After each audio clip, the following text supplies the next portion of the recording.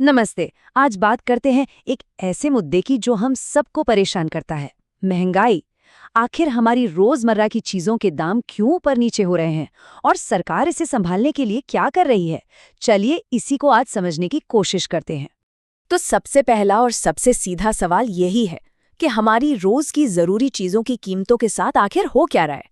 देखिए, ये सिर्फ आंकड़ों का खेल नहीं है, ये तो हर घर के महीने के बजट से जुड़ा हुआ सवाल है।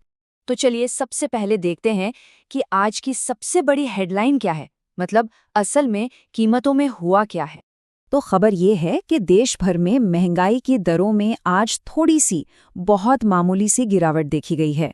अब आप सोचेंगे कि थोड़ी सी गिरावट से क्या होता है, लेकिन देखिए, जब महीनों से कीमतें बढ़ रही हों तो ये छोटी सी गिरावट भी एक बहुत ज़रूरी इशारा बन जाती है और सबकी नज़रें इसी पर टिकी हैं। ये जो चार्ट है ना, ये बिल्कुल वही दिखा रहा है जिसकी हम बात कर रहे थे। देखिए, ये एक बहुत छोटा सा बदलाव है, एक हल्का सा झुकाव नीचे की तरफ, लेकिन पूरी अर्थव्यवस्था के लिए इसके मतलब काफी बड़े हो सकते हैं। तो ठीक है, गिरावट आई, पर सवाल ये उठता है कि आखिर ये हुआ क्यों? अच्छा, इसका जवाब छिपा है सरकार की नई रणनीति में, और ये पूरी स्ट्रैटेजी सप्लाई यानी कि आपूर्ति को स्थिर करने पर टिकी है।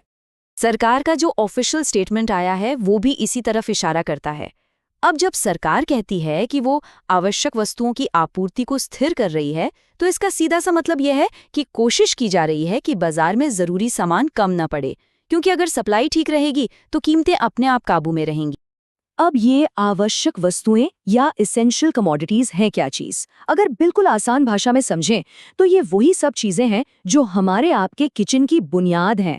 इनका दाम थोड़ा सा भी ऊपर नीचे होता है ना, तो महीने का पूरा बजट हिल जाता है। और सरकार का फोकस खास तौर पर इन 3 चीजों पर है: चावल, गेहूं और दूध से बनी चीजें। और ऐसा क्यों? क्योंकि ये सिर्फ खाने पीने का सामान नहीं है, ये तो भारत में फूड सिक्योरिटी, मतलब खाद्य सुरक्षा और पोषण की रीढ़ की हड्डी है। इसलिए इनके दाम को कंट्रोल में रखना सरकार की सबसे बड़ी प्राथमिकता है। तो ठीक है, अभी क्या हो रहा है और सरकार क्या कर रही है ये तो हमें समझ आ गया, लेकिन अब आगे क्या? भविष्य में क्या हो सकता है? चलिए अब इस पर एक नज़र डालते हैं। तो अब सबसे जरूरी सवाल पर आते हैं, इन सारे कदमों का हमारी अपनी जेब पर आने वाले कुछ समय में क्या असर पड़ने वाला है? ये टाइमलाइन एक उम्मीद भरी तस्वीर दिखा रही है। आज जो थोड़ी सी गिरावट हुई है, उसके बाद एक्सपर्ट्स का मानना है कि सरकारी कदमों की वजह से और सप्लाई बेहतर होने से अगले 2 हफ्तों में कीमतों में और भी राहत देखने को मिल सकती है। तो हाँ, ये एक काफ़ी पॉजिटिव साइन है। तो ठीक है, आने वाले कुछ हफ्तों में राहत की उम्मीद तो बन रही है, पर सबसे बड़ा सवाल वो अभी भी अपनी जगह पर है। क्या ये सारे कदम बस कुछ समय के लिए आराम देंगे, या फिर इनसे भारत की अर्थव्यवस्था को एक लंबे समय तक चलने वाली स्थिरता मिलेगी?